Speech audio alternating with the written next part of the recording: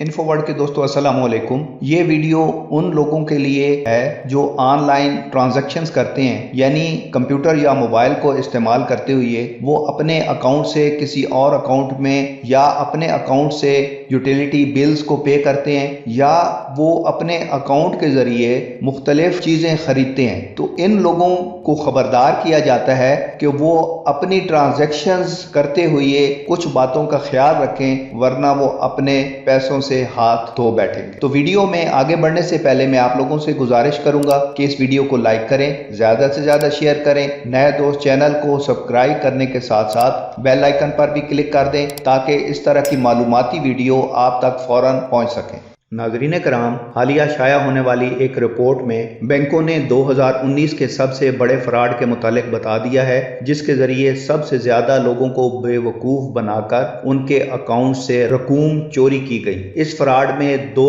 Apps इस्तेमाल की गई जिनके मुतालिक बहुत सारे लोग जानते होंगे, लेकिन वो शायद उनके बारे में ये नहीं जानते कि उनकी वजह से उनको कितना नुकसान हो सकता है। वेबसाइट GadgetsNow.com के मुताबिक ये एप्लीकेशंस एनीडेस्क और टीम व्यूअर्स हैं। HDFC, ICICI और दीगर बैंकों ने ये वार्निंग जारी की है कि कोई भी शख्स कॉल करके आपको इनमें से कोई एप्लीकेशन अपने फ़ोन में इंस्टॉल करने को कहे तो समझ जाएं कि वो शख्स आपके साथ फ्रॉड करना जा रहा है। ऐसा शख्स कॉल करके आपको किसी बैंक का नुमाइंदा बताएगा और आपको यकीन दिलाने के लिए आपके नाम, तारीख़ पैदाइश और दीगर ऐसी चीज़ों की तस्दीक करेगा। फिर वो आपको मुख्तलिफ किस्म की बातें करके डराएगा कि आपका कार्ड ब्लॉक हो जाएगा या आपका ATM कार्ड काम करना छोड़ देगा, वगैरह वगैरह। वो आपको अपने फ़ोन में एनीडेस्क या टीम व्यूअर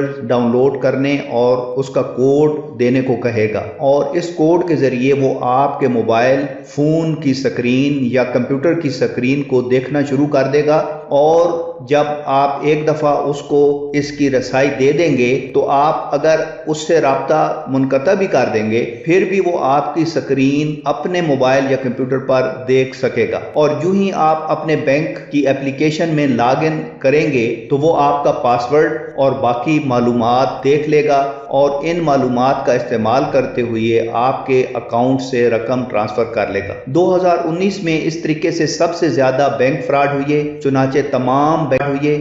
तमाम बैंकों की तरफ से वार्निंग जारी की गई हैं ताकि आइंदा कोई शख्स इस तरीके से नौसरेबाजों के चुंगल में ना फंसे। तो नाज़रीन कराम, अब हमें चाहिए कि हम इन एप्लीकेशंस को अव्वल तो यूज़ ना करें, क्योंकि जो माहिर IT स्पेशलिस्ट हैं वो ही जानते हैं कि इन एप्लीकेशंस का क्या फ़ायदा है और इनको कब और कैसे यूज़ करना है। तो मैं उम्मीद करता हूं कि आप लोग इन एप्लीकेशंस को इस्तेमाल नहीं करेंगे और ना ही इनको डाउनलोड करेंगे।